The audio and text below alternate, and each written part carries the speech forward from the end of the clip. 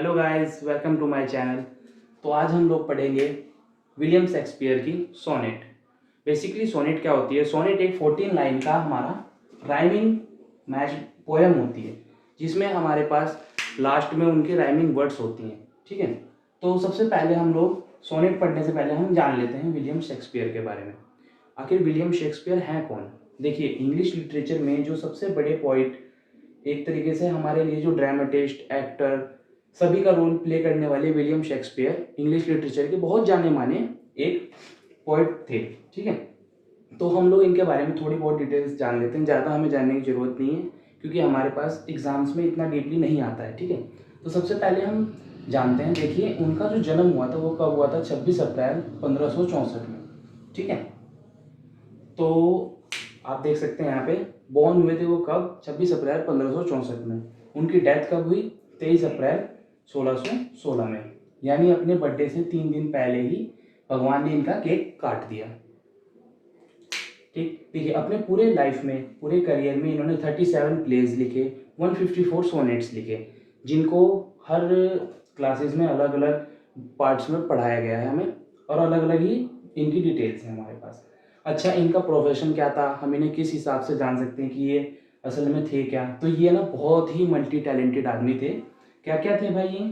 Poet थे, ठीक है, ड्रामेटिस्ट, ठीक है, और क्या थे? एक्टर भी थे।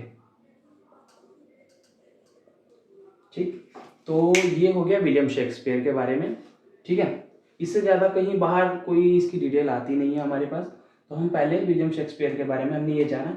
और हाँ, एक चीज़ और आप लोग नोट कर लीजिए, हम लोग जो हैं अपने क्लास में सिर्फ 2 सोनेट पढ़ेंगे इनके। कौन कौन से? एक तो है sonnet number 55 and second one is 116। ठीक है, हमारे बीए की क्लासेस में जो है आपका सिर्फ इन 2 सोनेट के बारे में बताया गया है, और इन 2 सोनेट के बारे में ही हम लोग पढ़ेंगे। तो स्टूडेंट्स देखिए, सबसे पहले हम सोनेट 55 पढ़ते हैं। ठीक है, सोनेट 55 किस बेस पे है हमारा, इसके अंदर हम क्या पढ़ेंगे क्या नहीं, वो हम एक बार थोड़ी बहुत इसके बारे में डिटेल्स जान लेते हैं। ठीक है, तो सबसे पहले क्या है ये? Not marble nor the gilded monuments. ये इसका एक तरीके से आप बोल सकते हैं टॉपिक है। इसके अंदर हम क्या पढ़ेंगे वो हम डिस्कस कर लेते हैं एक बार। अच्छा, ये जो सोनेट था आपका, ये कब पब्लिश किया था विलियम शेक्सपियर ने? वो किया था आपको 1609 में। ठीक है, मतलब 1609 में ये वाला सोनेट जो है, सोनेट नंबर 55, उन्होंने पब्लिश किया।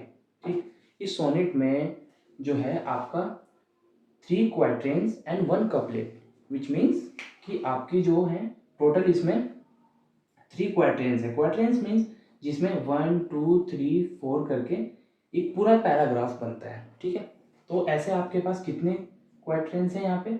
3। और कपलेट मीन्स 1 और 2 लाइन्स का एक पैराग्राफ, वो कितना है? 1। ठीक है, तो हम इस वाले सोनेट में 3 क्वाट्रेन्स प्लस 1 कपलेट पढ़ेंगे। ठीक है, अच्छा, डेडिकेटेड टू फेयर यूथ का मतलब क्या है? डेडिकेटेड टू फेयर यूथ यानी विलियम शेक्सपियर ने जब ये सोनेट लिखा तो ये किसको डेडिकेट किया, ये किसको ध्यान में रखते हुए लिखा गया है? हम जैसे जो नवयुवक हैं, यानी जो हमारा यूथ है, हमारे देश का जो यूथ है, उनको ध्यान में रखते हुए विलियम शेक्सपियर ने ये वाला सोनेट लिखा। अच्छा स्टूडेंट्स, अब हम आए हैं अपने जो सोनेट है उसका पहला पैराग्राफ, पहला स्टैंजा पे। ठीक है, देखते हैं ये हमें क्या बताता है। Not marble not the gilded monuments of princes shall outlive this powerful rhyme. इसमें जो हमारे विलियम शेक्सपियर, जो हमारे पोइट हैं, वो क्या कहना चाहते हैं? Not marble not the gilded monuments, इस लाइन का क्या मतलब होता है? ना तो कोई पत्थर, ना कोई सोने की मूर्ति, कोई भी सोने की जड़ी हुई मूर्ति, of princes shall outlive this powerful rhyme, किसी भी राजा की ना तो कोई मूर्ति, ना कोई सोने से जड़ा हुआ कोई भी, एक तरीके से जैसे हम लोग बोलते हैं कि किसी की यादों में हमने कोई ताजमहल बनवा दिया, कोई हमने कुछ भी महल वगैरह बना के हम लोग उस चीज़ के बारे में बात करते हैं। तो हमारे विलियम शेक्सपियर जी क्या कहते हैं? वो कहते हैं कोई भी, किसी भी राजा का कोई भी पत्थर से बनी हुई मूर्ति, सोने से जड़ी हुई कोई मूर्ति बनी हुई हो, वो जीवित नहीं रह सकता। किससे ज़्यादा? विलियम शेक्सपियर द्वारा लिखी गई राइम यानी पोयम के।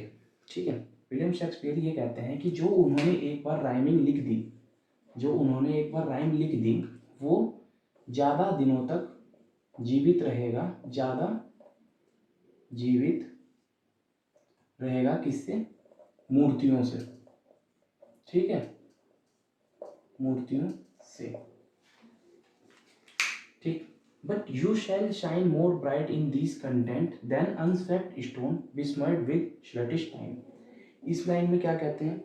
इस लाइन में ये कहा जाता है कि आपकी जो मूर्तियां हैं वो समय के साथ साथ, मतलब कोई भी मूर्ति हो, कोई महल हो, कुछ भी हो, अगर समय एक टाइम आता है कि जो वो चीज़ें सब टूट जाती हैं, सब बिखर जाता है। तो इसमें विलियम शेक्सपियर अपना क्या कहते हैं? वो कहते हैं कि आपकी जो बनी हुई मूर्तियां हैं वो जो है टाइम के साथ साथ तबाह हो जाएंगी, टूट जाएंगी, फूट जाएंगी, उसके बाद आने वाली पीढ़ियों को मिलेगा भी नहीं कुछ।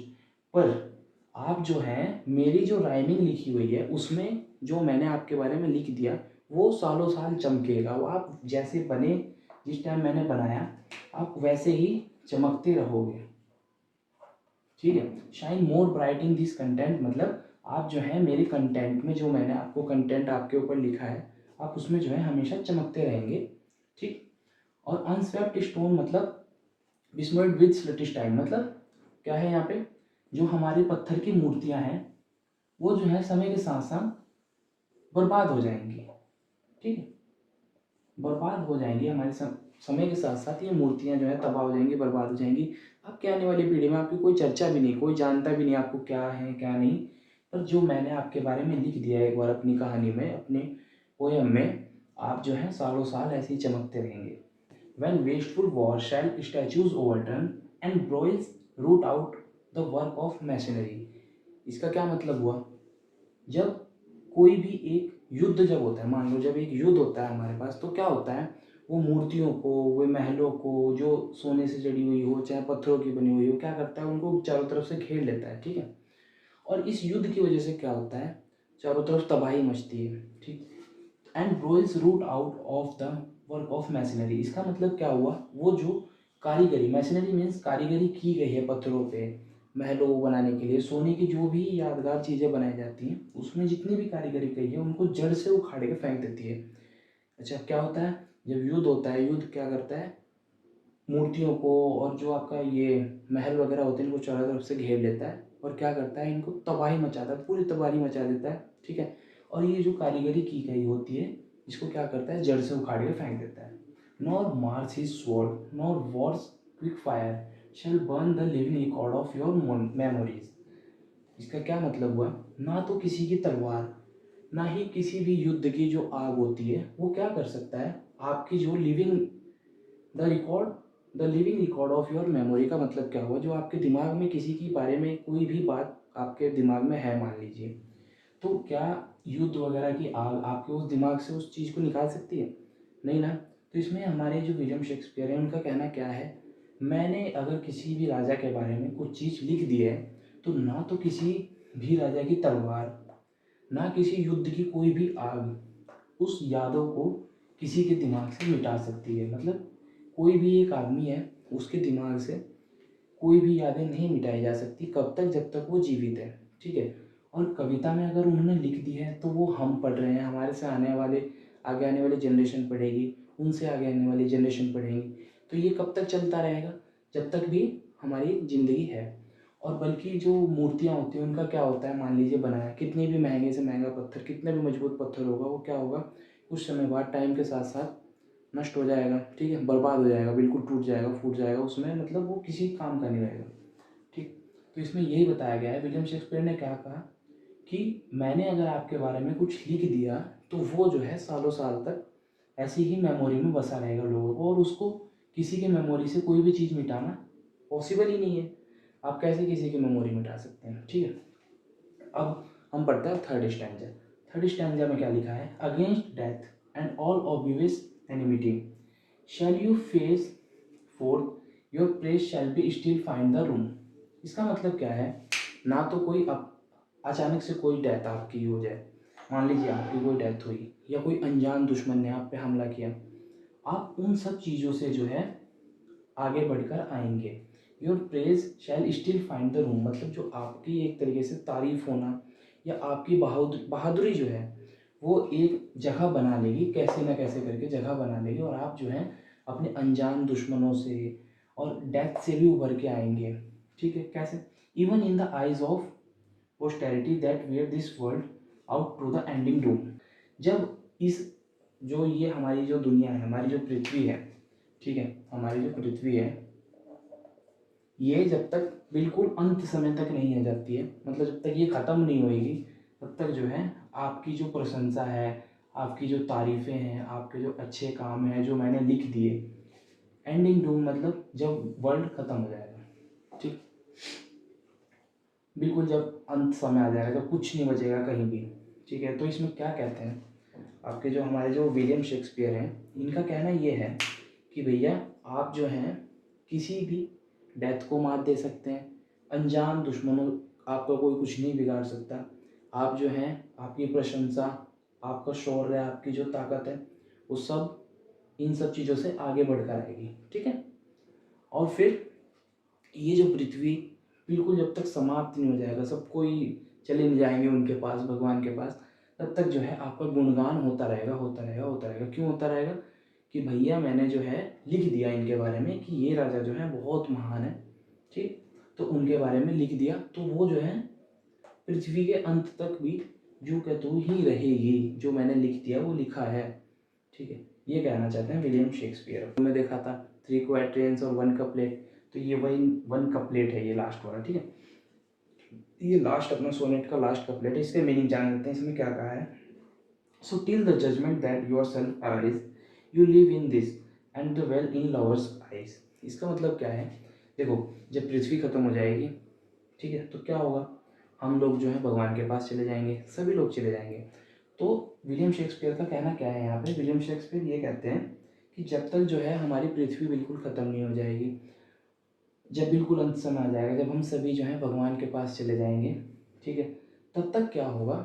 आप जो है you live in this and dwell in your lovers eye. मतलब जब तक जजमेंट डे नहीं आता, judgment day last day of हमारा इस पृथ्वी पर आखिरी दिन, भगवान के पास जब हम जाएंगे, सभी लोग जब चले जाएंगे यहाँ से, भगवान के सामने पेश होंगे, तब तक क्या होगा? जिस भी राजा के बारे में विलियम शेक्सपियर ने लिखा है, उनकी मेमोरीज, उनके बारे में अच्छी बातें, उनके अच्छे कर्म, उन्होंने क्या किया, कहाँ युद्ध लड़ा, कौन जीता कौन हारा, ये सब जो है कहाँ बसा रहेगा? In the lovers eye. मतलब जो उनके चाहने वाले लोग हैं, जो उन्हें चाहते हैं, या जैसे हम लोग हैं, हम लोग विलियम शेक्सपियर को मानते हैं, चाहे हम लोग इनकी पोइट्री को पढ़ते हैं, इंटरेस्ट लेते हैं, तो हम लोगों के लिए क्या है, जिनके बारे में इन्होंने लिख दिया वो सुपीरियर है, हम लोग उनके लवर्स माने जाएंगे। मतलब हम लोग उनको एक तरीके से हम उनके चाहने वाले हुए, और हमारी मेमोरी में क्या बसा हुआ है? ये लोग बसे हुए जिनके बारे में हमारे पोइट ने हमें लिख के दिया है कि हाँ भाई ये बहुत अच्छे हैं। तो बेसिकली आपका इस सोनेट में बताया क्या गया है? इसमें एक तरीके से कलम की ताकत को दर्शाया गया है। ठीक है, इनका कहना यह है, देखो युद्ध करना, तलवारबाजी करना बहुत अलग बात है। ठीक है, आप इस चीज़ से मार पिटाई करो, मार काट करो, दुनिया में पूरा नाम कमा लोगे, बट क्या होगा? मान लो 100 साल जिए आप, ठीक है, 100 साल बाद आप मर गए, कोई और राजा है आपसे ताकतवर आया, ठीक, क्या होगा? वो भी जीतेगा कहीं ना कहीं युद्ध, वो भी मर जाएगा, धीरे धीरे आपकी निशानियां खत्म, तो आपको कोई जानेगा भी नहीं आगे।